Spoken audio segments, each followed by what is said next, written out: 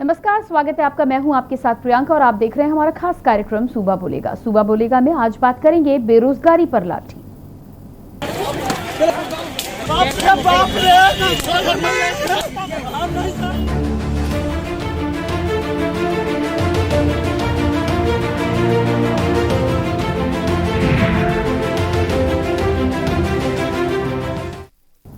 बिहार की राजधानी पटना में स्टेट अभ्यर्थियों ने मंगलवार को जबरदस्त प्रदर्शन किया। बेरोजगारी की ऐसी मार कि छात्रों में जबरदस्त आक्रोश देखने को मिला। अपने हक की लड़ाई के लिए अभ्यर्थियों ने शिक्षा मंत्री विजय चौधरी के आवास के पास पहुंचे, जिन्हें हटाने के लिए बिहार पुलिस को लाठीचार्ज करना पड़ा। इस लाठीचार्ज में कई प्रदर्शनकारी बुरी तरह से घायल भी हुए। देखिए हमारी एक खास रिपोर्ट। पटना में स्टेट अभ्यर्थियों का प्रदर्शन, शिक्षा मंत्री के घर का किया घेराव, अभ्यर्थियों पर जमकर हुआ लाठीचार्ज, अभ्यर्थियों को हक के बदले लाठी की मार।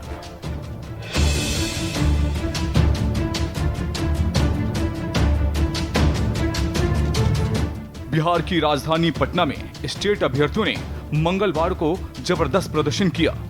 शिक्षा मंत्री विजय चौधरी के घर के पास अभ्यर्थी पहुंच गए, जिन्हें हटाने के लिए पुलिस को लाठीचार्ज करना पड़ा। इस लाठीचार्ज में कई प्रदर्शनकारी घायल हो गए। प्रदर्शनकारी छठे चरण के नियोजन में शामिल करने की मांग कर रहे हैं। अब किसी की अनदेखी नहीं कर रही है और सबके साथ न्याय हो रहा है। कुछ अनावश्यक भ्रम की स्थिति पैदा की जा रही है, जो खास तौर से हमारे अभ्यर्थियों के हित में नहीं है। कोई लगता है जो उनके हितैषी नहीं है, वो इस भ्रम को फैला रहे हैं, क्योंकि ये जो भी क्वालिफाई किए हैं मेरिट लिस्ट में जहाँ भी हैं, ऊपर हैं, नीचे हैं, बहुत नीचे हैं, आखिर नियुक्ति तो होगी नियोजन इकाई के द्वारा। दरअसल स्टेट अभ्यर्थी शिक्षा मंत्री के आवास का घेराव करने जा रहे थे। पुलिस ने उन्हें रोकने का प्रयास किया, तब वे कहीं धरने पर बैठ गए। पुलिस के लाख समझाने का प्रयास के बावजूद भी अभ्यर्थी नहीं माने और उनके बीच कहासुनी हो गई। स्थिति इतनी बेकाबू कि पुलिस को लाठीचार्ज करना पड़ा। इसके बाद प्रदर्शनकारियों की भीड़ तितर बितर हुई। स्टेट अभ्यर्थियों पर लाठीचार्ज के मामले में सचिवालय थाना अध्यक्ष का कहना है कि हंगामे की सूचना पर पुलिस ने स्टेट अभ्यर्थियों पर लाठीचार्ज किया है। इस मामले की गहन से जांच की जा रही है। पुलिस हंगामे करने पर कार्रवाई करेगी, साथ ही इसकी शिनाख्त की जा रही है। कोई भी दोषी बचेगा नहीं। बिहार एसटीईटी का रिजल्ट आने के बाद से विवाद जारी है। एसटीईटी अभ्यर्थी लगातार रिजल्ट में धांधली का आरोप लगाकर प्रदर्शन कर रहे हैं। मंगलवार को हजारों की संख्या में अभ्यर्थी पटना की सड़कों पर मांगों के लिए उतर पड़े। नतीजों के बदले लाठी ने हर किसी को सोचने पर मजबूर कर दिया है। नतीजों के बदले लाठी की मार ने सभी को सोचने पर मजबूर कर दिया है। क्या इंसाफ है और हक मांगने पर सिर्फ लाठी दी जाती है? अगर नहीं तो लाठी चार्ज क्यों? स्पेशल डेस्क के न्यूज इंडिया। तो जिस तरह से तस्वीरें आप देख पा रहे हैं, तस्वीरें हमने आपको दिखाई हैं बिहार के पटना की तस्वीरें, जहां पर स्टेट अभ्यर्थी पहुंचे थे। शिक्षा मंत्री के आवास का घेराव करने के लिए वो वहां पर पहुंचे थे और कहीं ना कहीं अपनी मांगों को मनवाने के लिए, आवाज उठाने के लिए वहां पर पहुंचे थे। लेकिन ये जो हंगामा यहाँ पर देखने को मिला है, ये हंगामा आप साफ तौर पर देख सकते हैं किस तरह से पुलिस ने तमाम अभ्यर्थियों पर लाठीचार्ज किया है। इस तरह का लाठीचार्ज किया गया है जैसे कि प्रदर्शनकारी अपनी मांगों को ना लेकर बल्कि शासन व्यवस्था को खराब करने के लिए वहां पर पहुंचे हों। यहाँ पर जो आप तस्वीरें देख पा रहे हैं, ये साफ तौर पर उन बेरोजगारों पर हुआ अत्याचार है, जहां पर अपनी मांगों को लेकर पहुंचे थे। लोकतंत्र में अपनी बात कहने का हक हर किसी को है। अभ्यर्थियों को यदि लगता है कि स्टेट के रिजल्ट में जो रिजल्ट आया है, जो परिणाम घोषित किए गए हैं, उसमें कहीं ना कहीं घोटाला है, तो यहाँ पर उनकी बात सुनी जानी चाहिए थी। लेकिन बात सुनी जाने के बजाय यहाँ पर लाठीचार्ज किया जाता है। साथ ही साथ शिक्षा मंत्री के घर का घेराव करने के लिए पहुंचे थे। ना तो शिक्षा मंत्री बाहर आए, ना कोई अधिकारी बाहर आए, ना इन अभ्यर्थियों की मांगों को लेकर किसी ने विचार विमर्श करने की, सुनने की जहमत उठाई, बल्कि सीधा ही पुलिस प्रशासन को यहाँ पर आदेश दे दिया जाता है। और पुलिस प्रशासन की आप ये तस्वीरें देख पा रहे हैं किस तरह यहाँ पर लाठीचार्ज किया गया। बताया जा रहा है कि लाठीचार्ज जब किया गया है तो हंगामे की शक्ल मानकर, हंगामे का रूप देकर इसको लाठीचार्ज किया गया था, क्योंकि लाठीचार्ज शांति पूर्वक कर रहे प्रदर्शन पर लाठीचार्ज करना कहीं से भी ठीक नहीं है। ऐसे में इस पूरे प्रदर्शन को जो शांतिपूर्वक किया जा रहा था, जिसमें तमाम अभ्यर्थी बिहार के अलग अलग शहरों से, अलग अलग जिलों से पहुंचे थे पटना, वहां पर अपनी मांगों को रखना चाहते थे शिक्षा मंत्री के आवास के पास, वहां पर इस प्रदर्शन को कहीं ना कहीं हंगामे का रूप दे दिया गया, उपद्रव का रूप दे दिया गया और उसके बाद लाठीचार्ज यहां पर किया गया है। यहां पर सवाल ये उठता है कि आखिर नौकरी के लिए यदि कोई बेरोजगार अपनी आवाज उठाना चाहता है, कोई अपनी मांग, अपनी आवाज शिक्षा मंत्री तक पहुंचाना चाहता है, अपनी बात रखना चाहता है, तो उस पर ये लाठीचार्ज क्यों? शांतिपूर्वक यहाँ पर तमाम अभ्यर्थी प्रदर्शन कर रहे थे। जब तक अराजकता की, जब तक इस तरह की कोई अप्रिय घटना की सूचना नहीं थी, तब तक इस तरह के लाठीचार्ज की क्या आवश्यकता बनी थी? तो इसी पर हम बातचीत करेंगे। हमारे साथ तमाम लोग धीरे धीरे जुड़ेंगे, लेकिन उससे पहले लेते हैं एक छोटा सा ब्रेक और ब्रेक के बाद वापस आते हैं।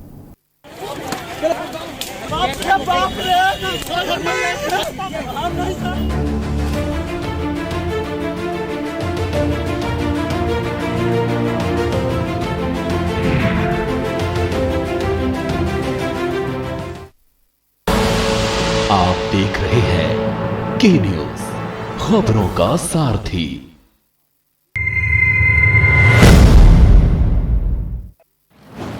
पापा को, मम्मी को, दादा को, दादी को, चाचा को, चाची को, मामा को, मामी को, कोरोना को हराना है, टीका जीत का लगवाना है।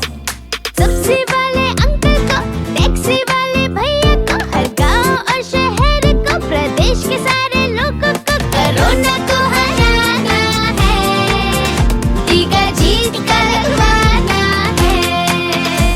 कोरोना का हो खेल खत्म, खुल के जिए भविष्य में हम, आओ सब ये ले कसम, आओ सब ये ले कसम, कोरोना को हराना है, टीका जीत का लगवाना है। हर कोई हरदम मास्क लगाए, 2 गज की दूरी निभाए, हाथ धोकर सफाई अपनाए, कोरोना को हराना है, टीका जीत का लगवाना है। चलो टीका जीत का लगवाएं, कोरोना को हराएं। पूरे प्रदेश में निशुल्क टीकाकरण अभियान में 18 वर्ष से अधिक उम्र वाले सभी नागरिक मुफ्त टीका लगवा रहे हैं। आप भी cowin.gov.in पर या जन सुविधा केंद्रों पर पंजीकरण करवाएं। शीघ्र ही टीका लगवाएं, सुरक्षा कवच बनाएं, लगवाएं टीका जीत का। जुबान के लिए उड़ चला गैरों की ज़मीं पर, खुशबू अपनेपन की ढूंढता और दूर कितना भी जाओ, इस जुबान से दूर ना जा पाओगे। विमल, बोलो जुबान केसरी। आप देख रहे हैं के न्यूज, खबरों का सारथी।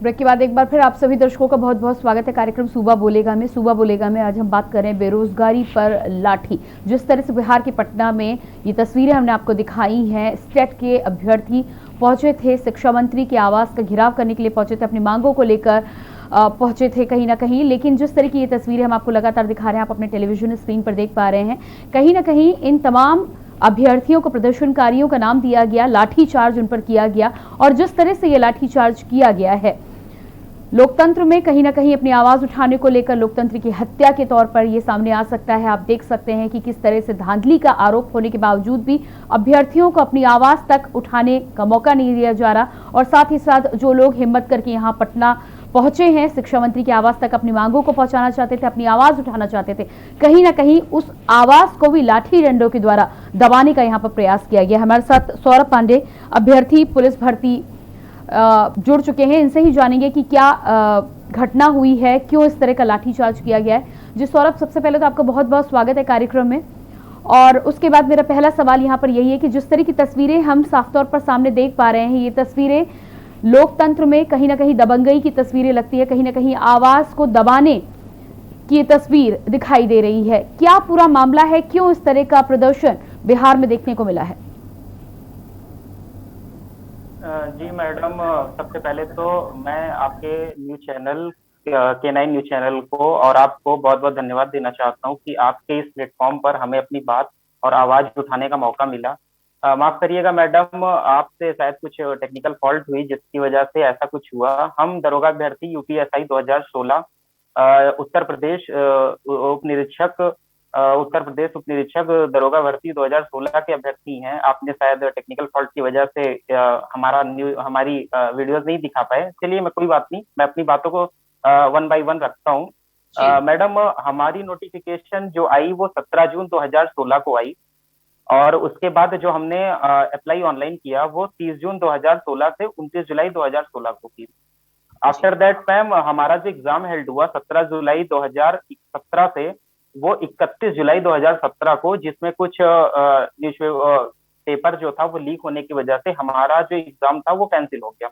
आफ्टर दैट हमारा री एग्जाम जो कंडक्ट हुआ मैम वो 12 दिसंबर 2017 से 23 दिसंबर 2017 तक 27 शिफ्ट में मल्टीपल शिफ्ट थी। सीबीटी कंप्यूटर बेस्ड टेस्ट था, उसमें 17 डिस्ट्रिक्ट में हमारा एग्जाम कंडक्ट हुआ और उसकी आंसर की जो है वो 2 जनवरी 2018 को मैम रिलीज हुई।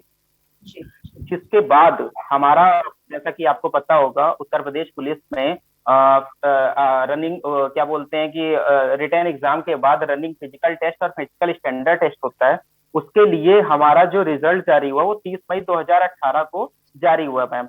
जिसके बाद जून और जुलाई, जून की लास्ट वीक और जुलाई के फर्स्ट वीक, जिसमें उमस भरी गर्मी होती है, हमने बहुत डिफिकल्ट कंडीशन में अपना फिजिकल स्टैंडर्ड टेस्ट दिया मैम, रनिंग दी हमने। और उसके बाद उमस भरी गर्मी के बाद हमारा फाइनल जो रिजल्ट जारी हुआ वो 28 फरवरी 2019 को जारी हुआ, जिसमें सेलेक्टेड लिस्ट में 2486 कैंडिडेट हुए मैम। उसके बाद 24 जून 2019 से 12 महीने का जो कठिन प्रशिक्षण होता है, सभी लोगों को पता है कि पुलिस का प्रशिक्षण कितना डिफिकल्ट होता है। 12 महीने में हमें गर्मी, सर्दी और बारिश का मौसम हमें फेस करना पड़ता है। वो हमने ट्रेनिंग की मल्टीपल ट्रेनिंग सेंटर्स पर, जो कि PTC Moradabad, PTS Meerut, PTC Sitapur और पीटीसी उन्नाव थे मैम।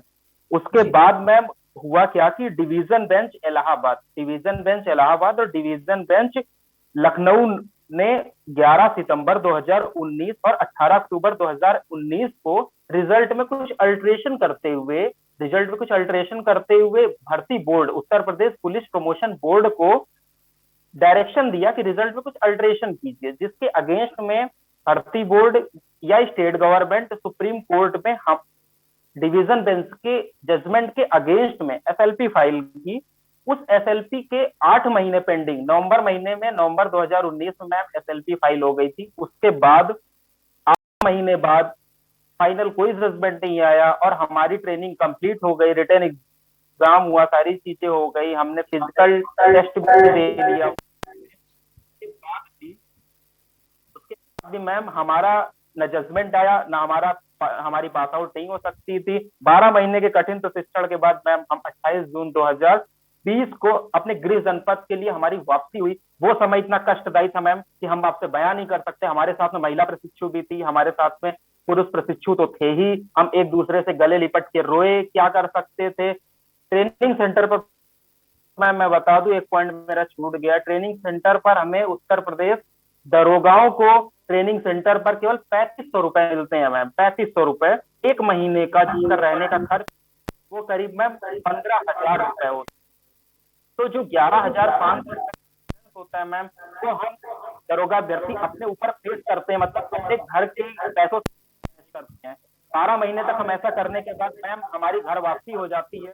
उसके बाद मैम 5 महीने बाद, घर वापसी के 5 महीने बाद जुलाई से लेकर के नवंबर तक पे हमारी सुप्रीम कोर्ट में कोई हियरिंग नहीं होती है, due to covid condition, due to maximum cases जो याचिका वहां पे विचाराधीन रहती है, उसकी वजह से। तो हमारी जो पहली हियरिंग होती है मैम वो 9 दिसंबर 2020 से स्टार्ट होती है और 5 हियरिंग में 9 दिसंबर 2020 से 5 हियरिंग में हमारी हियरिंग कंप्लीट होती है। आफ्टर दैट फाइनल जजमेंट के लिए हमारा जजमेंट 5 फरवरी 2021 को रिजर्व होता है माननीय यूयू ललित सर और माननीय विनीत सरन की बेंच में। उसके बाद का सीन ये है मैम कि हमारी 1 मिनट मैम, 5 फरवरी 2021 को जजमेंट रिजर्व हो जाने के बाद मैम 30 फरवरी 2021 को हमारे एक दरोगा भाई जो कि घर पे निवास करते हुए विवाहित हुए थे, मेरठ के निवासी थे, शशांक चौधरी जी 30 अप्रैल 2021 को इनका विवाह हुआ था।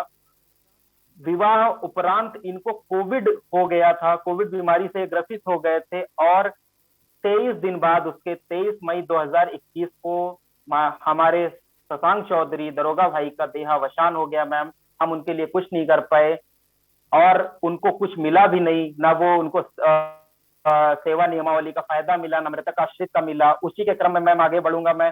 12 जून 2021 को हमारे एक और प्रशिक्षु भाई वरुण प्रधान जी का जो मेरठ निवासी थे, थाना मवाना के, उनका निधन हो गया। वो अपनी बहन का शादी का कार्ड बांटने के लिए निकले थे, जिनकी शादी 18 जून को, लगभग एक हफ्ते बाद मैम उनकी बहन की शादी थी। उनके परिवार पर, उन पर क्या बीती होगी। आज जो मैम हमारा समय आ चुका है कि आज की डेट जो कि 29 जून 2021 है, 4 माह 24 दिन के बाद भी हमारा जजमेंट मैम नहीं आया है। हमारा जजमेंट नहीं आया, हमारे लिए कोई नहीं है। ये समझ लीजिए कि 12 महीने तक हमारे कुछ भाई ऐसे हैं जो कि घर की परिस्थितियों को फेस नहीं कर पा रहे हैं। उनकी घर की परिस्थितियां बहुत खराब है, फैमिली के सब कुछ करता धरता है, उसके बाद भी कोई जोमेटो वैलेट बना हुआ है, कोई स्विगी वैलेट बना हुआ, कोई फ्लिपकार्ट की कोरियर सर्विस दे रहा है, कोई प्राइवेट जॉब कर रहा है और हम जैसे लोग कहीं के नहीं है मैम। जी अब बाद मैम हम लोगों ने न्यायिक प्रक्रिया का सहारा भी लिया। हम भी एक पार्टी थे, हमने भी अपनी एक सरकार तो हमारी तरफ से थी ही, मैं बताना भूल गया, सरकार हमारे पक्ष में है मैम। सरकार हमारे पक्ष में है। सरकार के पक्ष के बाद हम भी अपना पक्ष रख रहे हैं, जिसके क्रम में हमने 19 अप्रैल 2021 को और 11 मई और 2021 2 डेटों पर हमने अपनी SLP मूव कराई जजमेंट के लिए, लेकिन उसमें हमें सफलता नहीं मिली। जज साहब के द्वारा 3 हफ्ते का समय बताया गया, लेकिन अब तक हमारे लिए कुछ नहीं है। ये समझ लीजिए कि 1 साल हो चुके हैं। मैं आपसे और आपके न्यूज चैनल के माध्यम से सरकार तक अपनी आवाज पहुंचाना चाहता हूं कि हमारे लिए, हमारे दरोगा भाइयों के लिए, हमारी उन बहनों के लिए जो परिवार में बंध चुकी हैं, विवाहित हैं, अविवाहित हैं, जिनका विवाह हो चुका है, वो अपने परिवार के लिए कुछ नहीं कर पा रही, जो अविवाहित हैं वो अपनी शादी और अपनी आगे की जिंदगी के बारे में नहीं सोच पा रही हैं। मैम कृपया हमारे संबंध में, हमारे उन दरोगा भाइयों के संबंध में अपने न्यूज चैनल के माध्यम से आवाज उठाइए। जी और बिल्कुल। तो यहाँ पर जी सौरभ जी बने रहिएगा हमारे साथ लगातार। तो यहाँ पर सौरभ पांडे जी ने पूरी जो डिटेल थी पुलिस भर्ती के लेकर, उसको पूरी डिटेल एक बार फिर से आप सभी के सामने रखी है और अपने चैनल के माध्यम से भी लगातार इस मुद्दे को हम उठा चुके हैं। अपने कार्यक्रम सूबा बोलेगा अभी भी इस मुद्दे को हमने उठाया था और तब भी आश्वासन मिला था कि इसको लेकर जल्द से जल्द कोई कार्रवाई की जाएगी, लेकिन इतना लंबा समय बीत जाने के बाद भी कहीं ना कहीं ये तमाम लोग अभी भी राह खड़े हुए, इंतजार में खड़े हुए हैं कि आखिर कब इनके हक में फैसला आएगा। जिस तरह से इनका कहना है कि एक तरह से शासन इनके साथ में है, लेकिन जिस तरह से भर्ती बोर्ड ने इस प्रक्रिया को लटका कर रखा हुआ है, कोई नोटिफिकेशन अभी तक नहीं दिया जा रहा है। साथ ही साथ यदि देरी हो रही है, कोरोना महामारी के दौरान तमाम कामों को अब अंजाम दिया जा रहा है, कोरोना महामारी के संक्रमण की दर भी अब कम हो चुकी है। ऐसे में कम से कम कुछ आश्वासन, डेट या फिर इनको आगे की भर्ती को किस तरह से आगे बढ़ाया जाएगा, कब इन्हें वास्तविक तौर पर पोस्टिंग दी जाएगी और इनको अपने पद पर तैनाती दी जाएगी, इसको लेकर नोटिफिकेशन अब भर्ती बोर्ड को, चयन बोर्ड को देना चाहिए, जहां पर लगातार देरी हो रही है। हमारे साथ लगातार सौरभ राय, अभ्यर्थी शिक्षक भर्ती भी बने हुए हैं। जान लेते हैं कि इनकी क्या समस्या है जिसकी वजह से इन लोगों को परेशान होना पड़ रहा है। सौरभ राय जी, आपका भी बहुत बहुत स्वागत है कार्यक्रम में। संपर्क हमारा शायद टूट चुका है, एक बार फिर से संपर्क साधने की कोशिश करेंगे। सौरभ पांडे जी, यहाँ पर आपसे ये जानना चाहेंगे कि तमाम जानकारी आपने दी है पिछले कई सालों से, 2017 से यदि हम बात करें तो कई सालों से लगातार आप लोग इंतजार कर रहे हैं कि आपको न्याय मिले और जिन लोगों का चयन हुआ है उनके पद पर तैनाती की जाए। यहाँ पर जिस तरह से आपने बोला कि शासन आपके साथ है, आपके हक में है, लेकिन जो कमी है वो कहाँ से है? भर्ती बोर्ड के तमाम अधिकारियों से जब बात करने की कोशिश की जाती है तो क्या जानकारी आप तक पहुँचती है? मैं बता दूं, हम लोग करीब 5 साल से इंतजार कर रहे हैं। आपने बोला 4-5 साल से हम लोग इंतजार कर रहे हैं। पहली बात ये है मैम। दूसरी ये है कि कमी देखिए, हम चाहते हैं कि स्टेट की तरफ से जजमेंट के लिए मेंशनिंग हो मैम, क्योंकि जजमेंट का जो एक जनरल टाइम होता है वो 3 महीने के आसपास। हमारे टाइम लगभग जो कंप्लीट होने को 5 साल हो गए मैम। तो अगर स्टेट की तरफ से एक बार मेंशनिंग हो जाए हमारे जजमेंट के लिए कि पुलिस व्यवस्था में जैसे कमी भी है और 1 साल से हमारे प्रशिक्षण प्राप्त करके घर पर बैठे हुए हैं, उनके घर की आर्थिक स्थिति खराब है, उनके घर की पारिवारिक स्थिति खराब है। काफी सारे ऐसे कैंडिडेट हैं मैम जो 30 साल से ऊपर हो चुके हैं, लगभग मान लीजिए सभी हो चुके हैं, वो अब जनरल जो 21 से 28 तक की वैकेंसी तो उसमें कम्पीट नहीं कर सकते हैं। तो उनके भविष्य को ध्यान में रखते हुए माननीय उत्तर प्रदेश से हम ये गुजारिश करना चाहेंगे, प्रार्थना करना चाहेंगे कि हमारी तरफ से एक बार जजमेंट के लिए सुप्रीम कोर्ट में अर्जेंसी फाइल की जाए कि हमारा जजमेंट जल्दी से जल्दी डिलीवर किया जाए मैम। जी बिल्कुल, तो यहाँ पर आप सरकार के द्वारा सहयोग चाहते हैं। इसके अलावा क्या आपने प्रदर्शन के द्वारा कई अन्य मंचों के द्वारा अपनी बात उठाने का प्रयास किया है? हमने अपना प्रदर्शन तो मैम 144 धारा लगी हुई है, इस वजह से गैदरिंग बैन है यूपी में, लेकिन जो भी और माध्यम थे, सोशल मीडिया माध्यम था, ट्विटर माध्यम था, जैसे भी करके था, एप्लीकेशन हमने भर्ती बोर्ड को पहुंचाई, सीजी ट्रेनिंग को पहुंचाई, काफी सारे मंत्रियों से हम मिले, अपनी बात को रखे, डिप्टी सीएम से मिले और चीफ मिनिस्टर से भी मुलाकात हुई है। काफी मीटिंग के बाद, काफी प्रयास के बाद हमारे काफी भाइयों ने अपने अपने सांसद जी से, अपने अपने विधायक जी से क्षेत्र से उन्होंने अपनी अपनी बातें रखी हैं मैम। तो प्रयास में मैम कोई कमी नहीं है, न्यायिक प्रक्रिया हो, चाहे फिर सरकार के संज्ञान में लाने की बातें हो, चाहे किसी भी प्रकार से हो, सरकार हमारे साथ में है, इस बात का हमें गट्स है, पर सरकार के द्वारा इनिशिएट नहीं किया जा रहा, इस बात का हमें कष्ट है। कि सरकार हर तरीके से अगर प्रयास करे हमारे लिए तो हमारे लिए कुछ अच्छा परिणाम होगा मैम। जी बिल्कुल। इसके अलावा सौरभ, जिस तरह से आपने जानकारी दी है कि लगातार आपने प्रयास यहाँ पर किए हैं, ये भी आपसे जानना चाहेंगे कि जितने लोगों की नियुक्ति हुई थी, जितने लोगों का चयन हुआ था, जिन तमाम लोगों ने ट्रेनिंग की है, क्या उनमें से कुछ लोगों की तैनाती की भी गई है, पोस्टिंग कुछ लोगों को मिली भी है? जी नहीं मैम, हमारी जो सिलेक्टेड लिस्ट थी, लिस्ट 2 जो सिलेक्टेड की लिस्ट थी, उसमें 24 से 86 कैंडिडेट सेलेक्ट हुए थे, उसमें किसी की भी नियुक्ति नहीं हुई है मैम। जो 24 से 86 कैंडिडेट सेलेक्ट हुए थे उनका प्रशिक्षण हुआ था, जो नॉट सेलेक्टेड थे या फेल इन रिटर्न थे उनका सिलेक्शन नहीं हुआ था मैम। तो जो सेलेक्ट हुए थे उनकी ट्रेनिंग हुई है और पूरी की पूरी बैच प्रभावित है मैम। 2486 में सभी लोगों को ट्रेनिंग 12 महीने के प्रशिक्षण के बाद, ट्रेनिंग के बाद घर वापस कर दिया गया।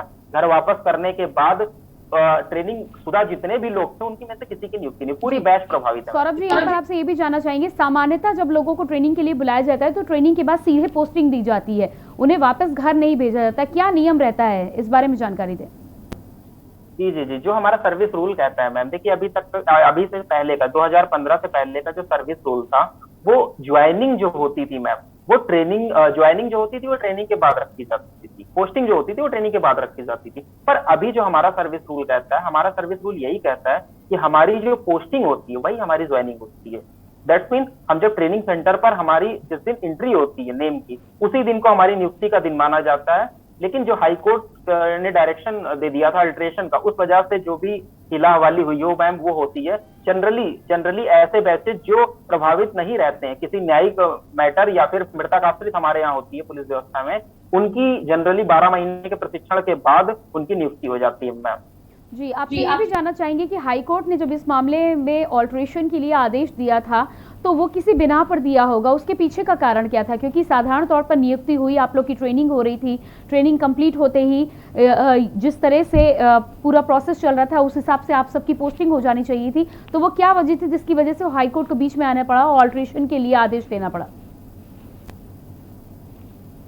जी मैम, देखिए हमारा जो रिजल्ट था मैम, वो कुछ ऐसा था कि उसमें एक लाइन थी जिसपे पूरी कंट्रोवर्सीज बनी थी, जो कि हमारे फेवर में, जो कि हमारा रिजल्ट है, उसमें जो एक गाइडलाइन थी कि 50% अंक मैम, 50% अंक, वो जो वर्किंग अथॉरिटी थी उत्तर प्रदेश पुलिस भर्ती बोर्ड, उन्होंने 50% अंक को पहले रखा और फिर नॉर्मलाइजेशन 28 जून 2017 को एक नोटिस सर्व हुई थी मैम, जिसमें नॉर्मलाइजेशन का जिक्र किया गया था। नॉर्मलाइजेशन तब होता है मैम जब हमारे एग्जाम्स मल्टीपल शिफ्ट में होते हैं। हमारा एग्जाम क्योंकि 27 शिफ्ट में हुआ था मैम, तो सबका डिफिकल्टी लेवल अलग होता है। डिफिकल्टी लेवल अलग होने के नाते उनको नॉर्मलाइज किया जाता है, इक्वलाइज किया जाता है। तो नॉर्मलाइजेशन का जो जिक्र था उसमें 50% अंक का जिक्र था मैम। तो जो हमारा 50% किया गया वो नॉर्मलाइजेशन के बाद किया गया। हाईकोर्ट ने उसके अल्ट्रेशन के लिए कहा था कि नॉर्मलाइजेशन आप 50% अंक देखने के बाद करिए। ये मामला विचाराधीन है अभी सुप्रीम कोर्ट में, तो इस पे मैम कोई भी प्रश्न चिन्ह लगाना या जवाब देना मैं सही नहीं समझता। लेकिन जो कंट्रोवर्सीज थी, हाई कोर्ट का जो डायरेक्शन था वो ये था कि 50% आप पहले लीजिए और उसके बाद नॉर्मलाइजेशन कहिए। और स्टेट का जो आर्गुमेंट है और जो भर्ती बोर्ड का स्टैंड है वो ये है कि 50% अंक पहले देखे, नॉर्मलाइजेशन पहले किया जाए, 50% अंक में बाद में देखे जाए। जी बिल्कुल, आपके पास वापस आएंगे। इसी बीच हमारे साथ कॉलर अनूप जुड़े हुए हैं, जान लेते हैं कि क्या कहना चाहते हैं। जी अनूप, बहुत बहुत स्वागत है आपका कार्यक्रम में, अपनी बात रखें आप। नमस्कार मैडम, मैं अनूप मिश्रा यूपी दरोगा भर्ती से हूँ 2016 बैच से। जी अभी हमारे मित्र सौरभ पांडे जी हमारी भर्ती से जुड़े हुए पक्षों को आपके सामने रख रहे हैं। उसी संदर्भ में, उसी क्रम में मैं आपसे कहना चाहता हूँ मैडम, हम लोगों की स्थिति इतनी ज्यादा दयनीय हो गई है, हमारे दुख का कोई अंत नहीं है। 5 साल में सरकारें आती हैं, बदल जाती हैं, लेकिन एक भर्ती पूरी नहीं हो पाती। हम हमेशा, हमारी सरकारें, कोई भी सरकार हो, हमेशा विश्व स्तरीय व्यवस्था बनाने की बात करती है, लेकिन युवाओं को रोजगार देने के मामले में हर सरकार कहीं ना कहीं पीछे हो जाती है। लगातार हमारे साथी जो परेशान है आर्थिक रूप से, मानसिक रूप से, सामाजिक रूप से, किसी को शारीरिक समस्या हो गई, किसी के परिवार में जिनके माता पिता ऐसे हमारे साथी हैं जो ये सपना देखते हुए इस दुनिया से चले गए कि हमारा बेटा कभी वर्दी पहन के हमारे सामने आएगा। और भी बहुत ज्यादा आर्थिक रूप से लोग बहुत ज्यादा परेशान हो गए। बहुत लोगों की स्थिति बहुत खराब थी, उन्होंने कर्ज लेकर के ट्रेनिंग की और पिछले 1 साल से न सामाजिक सम्मान के साथ अपने घर में, परिवार में जी पा रहे हैं। बहुत ज्यादा समस्याओं में लोग हमें, मैं ये सिर्फ चाहता हूँ कि के माध्यम से आप सरकार तक हमारी बात पहुँचाइए, ताकि वो हमारे लिए प्रयास करें जल्दी से जल्दी हम लोगों के बारे में कुछ भला हो सके और लोगों को उनका हक मिल सके, जिसके लिए हम लोग पिछले 5 साल से प्रतीक्षा कर रहे हैं। जी बिल्कुल ठीक कहना है अनूप आपका, और लगातार के न्यूज़ भी लगातार अपने चैनल के माध्यम से आप सभी लोगों की आवाज़ शासन प्रशासन तक पहुंचाने का काम कर रही है। हमारा प्रयास यही है कि जो आपकी मांगे हैं उन मांगों पर गौर किया जाए, उन्हें सुना जाए, और जो इतना समय लग रहा है, इतना समय लगना नहीं चाहिए, लेकिन कहीं ना कहीं यदि कुछ खामियां हैं तो उन खामियों को दूर करके जल्द से जल्द इस प्रक्रिया को पूरा किया जाए। यही लगातार हमारे चैनल के माध्यम से भी प्रयास है, और इस बात को लेकर हम कई बार अपने प्रोग्राम के द्वारा भी आवाज़ उठा चुके हैं। लगातार हमारे साथ सौरभ पांडे बने हुए हैं, पुलिस भर्ती के अभ्यर्थी हैं।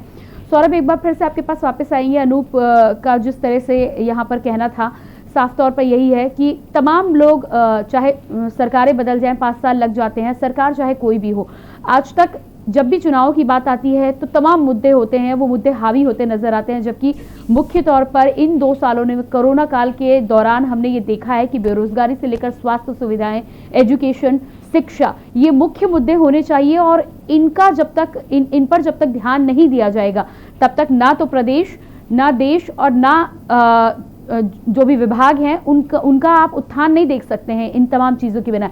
लेकिन कहीं ना कहीं गलती वोटर की भी होती है, क्योंकि जब चुनाव का समय आता है तो सांप्रदायिकता की राजनीति, धर्म की राजनीति, इन तमाम चीज़ों के पीछे वोटर भागते हैं। जिस तरह से हम देखते हैं कि चुनाव के समय पर नोटों के जखीरे बरामद होते हैं, कहीं अवैध शराब की खेप पकड़ी जाती है, इन तमाम चीज़ों का इस्तेमाल होता है, वोटर बहकता है, उसके बाद सरकारें बन जाती हैं, और यही वजह है कि सरकारें इन संवेदनशील मुद्दों पर ध्यान देती हुई नजर नहीं आती हैं। क्या कहना है आपका कि अब समय हो चुका है कि तमाम सरकारें, तमाम राजनीतिक पार्टियों को असल मुद्दों पर बातचीत करनी चाहिए, और युवाओं को लेकर, जो पूरे देश का भविष्य है, उनको लेकर संवेदनशील तरीके से सोचने की जरूरत है यहाँ पर? जी मैडम, आपने बहुत अच्छा विषय दिया है मुझे। मैं इस पर यही कहना चाहूंगा मैम, आज हमारी साक्षरता पहले की साक्षरता के मुकाबले काफी अच्छी है, लिटरेसी रेट हमारी बहुत अच्छी है। अब युवा जागरूक हो रहे हैं, वो साक्षरता उनमें बढ़ती जा रही है। अब राजनीति अच्छी होनी चाहिए, रोजगार के मुद्दे पर होनी चाहिए, अर्थव्यवस्था अच्छी हो, विकास के मुद्दे पर होनी चाहिए, जो हमारे देश में निरंतर जारी है ग्रोथ होना। और अगर सब कुछ अच्छा रहा और सब कुछ अच्छी रहे तो हम एक बार फिर से अच्छी सरकार चुनेंगे। ये सरकार काफी अच्छा कर रही है मैम, मैं ये नहीं कहूंगा कि अच्छा नहीं कर रही है, पर ये है कि इससे अच्छा और किया जा सकता है। और हमारे जैसे जितने भी प्रभावित वर्ग हैं, जो कि रोजगार के मुद्दे पर हैं, जैसे कि हमारी भर्ती है, कुछ और भर्तियां हैं, तो मैं अपनी भर्ती का विशेष जिक्र करूंगा मैम। अगर सरकार अच्छा अपना पक्ष रखे तो अच्छा आउटपुट पा सकती है, और भविष्य में एक अच्छा चुनाव, एक अच्छे कंपटीशन में कन्वर्ट किया जा सकता है। जी बिल्कुल, तो यहाँ पर युवाओं के लिए भी एक बहुत बड़ी सीख है तमाम तरह की स्थितियां देखने के बाद, कि सबसे पहली बात तो जब हम अपने क्षेत्र का जनप्रतिनिधि चुनते हैं, जब अपनी सरकारें चुनते हैं, तो सरकारों को लेकर, हालांकि हम यहाँ पर सरकार पर सवाल नहीं उठा रहे, शासन प्रशासन भर्ती बोर्ड तमाम ये प्रक्रियाएं हैं जिनके माध्यम से भर्ती प्रक्रिया होती हैं और यहाँ पर हर स्टेप पे कहीं ना कहीं हीला हवाली हो रही है, जिसकी वजह से इतना लंबा समय लग रहा है। खासतौर से कोरोना काल को यदि देखा जाए तो ज़रूर है कि एक साल के लिए पूरे भारतवर्ष में स्थितियां रुकी हैं, तमाम कामकाज ठप हुए हैं, लेकिन अब जब धीरे धीरे तमाम प्रक्रियाएं अपनी पटरी पर वापस लौटते हुए नजर आ रही हैं, तो कहीं ना कहीं इन बेरोजगारों की तरफ भी ध्यान देने की ज़रूरत है। जो मामला फंसा हुआ है उसे कहीं ना कहीं जल्द से जल्द सुलझाने की ज़रूरत है, क्योंकि जो परेशानियां हैं वो लोग बयां कर रहे हैं। सौरभ, यहाँ पर पटना की जो तस्वीरें सामने आई हैं उन पर भी मैं आपसे राय लेना चाहूँगी। आप लोग क्योंकि इस तरह की परेशानियों से आपका सामना हो चुका है, आप समझ सकते हैं कि किस तरह की परेशानियां होती हैं। यहाँ पर स्टेट की भर्ती में भी जिस तरह से लोग प्रदर्शन करने के लिए पहुंचे थे, अपनी मांगों को शिक्षा मंत्री के सामने रखने के लिए पहुंचे थे, लेकिन उल्टा उन पर ही लाठीचार्ज किया गया है। इस तरह के प्रदर्शन जब होते हैं, इस तरह की जब तस्वीरें सामने आती हैं, तो किस तरह का संदेश जाता है, क्या कहना चाहेंगे आप? देखिए मैम, हर एक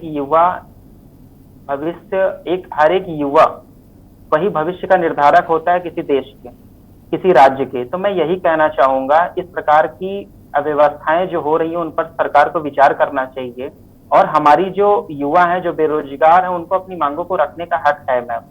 तो अगर जब तक वो अपनी मांगों को नहीं रखेंगे, अगर उनकी मांगे जेन्युइन हैं, सही हैं, तो उन पर विचार बिल्कुल करना चाहिए। और अपने जो सारे प्रोटोकॉल्स हैं, इस समय कोविड के प्रोटोकॉल्स हैं, उनका वायलेशन ना करते हुए युवाओं को कोई ऐसा प्लेटफॉर्म चुनना चाहिए जिसकी वजह से उनकी मांगे भी पूरी हो जाएं और सरकार को अपने नियमों को पालन कराने में अव्यवस्था भी ना हो मैम। जी बिल्कुल। अगला सवाल आपसे ये है कि जिस तरह से लगातार कोरोना काल चल ही रहा है, आपके साथ में शासन है, इस बात का आपको विश्वास है लगातार, लेकिन समय अभी लग रहा है, अभी तक आप लोगों को कोई नोटिफिकेशन इस मामले में, भर्ती के मामले में मिला नहीं है, चयन के मामले में जानकारी मिली नहीं है। ऐसे में आगे की क्या रणनीति है, क्या करेंगे अपने हक को वापस पाने के लिए, अपनी आवाज उठाने के लिए? देखिए मैम, स्टेट का पक्ष बहुत ज्यादा मायने रखता है किसी मैटर को सॉल्व करने में, क्योंकि वर्किंग बॉडी वही है, वही एग्जाम कंडक्ट कराती है। जैसे हमारा भर्ती बोर्ड है, वही एग्जाम कंडक्ट कराता है, वही रिजल्ट पब्लिश करता है। ट्रेनिंग के लिए कोई दूसरी अथॉरिटी या फिर दूसरा विभाग जिम्मेदार होता है मैम, पुलिस विभाग का ही कोई और अंग है वो जिम्मेदार होता है। तो मैम मैं यही कहना चाहूंगा कि हमारा प्रयास एक पूरक प्रयास है, एक एडिशनल और सहायक प्रयास है। मेन प्रयास जो होना चाहिए वो स्टेट का होना चाहिए और भर्ती बोर्ड का होना चाहिए मैम। तो मैं यही दरख्वास्त करूंगा आपके चैनल के माध्यम से माननीय मुख्यमंत्री जी से, माननीय डीजी भर्ती बोर्ड महोदय को, कि हमारे लिए, हमारे भर्ती के संबंध में स्टेट की तरफ से एक अर्जेंसी लगाई जाए जिसमें हमारे जजमेंट का जिक्र हो। हम भी ये प्रयास करेंगे आपके सहायक के रूप में मैम। जी बिल्कुल। हमारे चैनल के माध्यम से तो हम लगातार प्रयास कर ही रहे हैं, इसके अलावा भी आप सोशल मीडिया के माध्यम से लगातार अपनी आवाज़ उठा रहे हैं, अपना प्रयास कर रहे हैं, अपनी मांगों को रख रहे हैं, क्योंकि भारी संख्या में ऐसे लोग हैं जिनके सामने जीवन के गुजर बसर को लेकर दिक्कतें हैं, समस्याएं हैं, और ख़ासतौर से जिन लोगों का चयन हो चुका है उनको यदि उनके पद पर तैनाती नहीं मिलती है तो ये एक बहुत ही शर्मनाक बात है। कहीं ना कहीं इसको लेकर जल्द फैसला लिए जाने की अब ज़रूरत है। आपसे ये भी जानना चाहेंगे कि चैनल के माध्यम से तो आपने लगातार दरख्वास्त की है, मुख्यमंत्री हैं चाहे भर्ती बोर्ड के अधिकारियों से आपने बातचीत की हो, फिजिकल तौर पर आप क्या करना चाहेंगे? धीरे धीरे जैसे ही कोरोना की संक्रमण दर कम होगी और लोगों को कहीं ना कहीं आपको अपनी आवाज़ उठाने का मौका दिया जाएगा, तो क्या आप मुख्यमंत्री के पास तक अपनी एप्लीकेशन पहुंचाने की कोशिश करेंगे या ज्ञापन सौंपने का प्रयास करेंगे?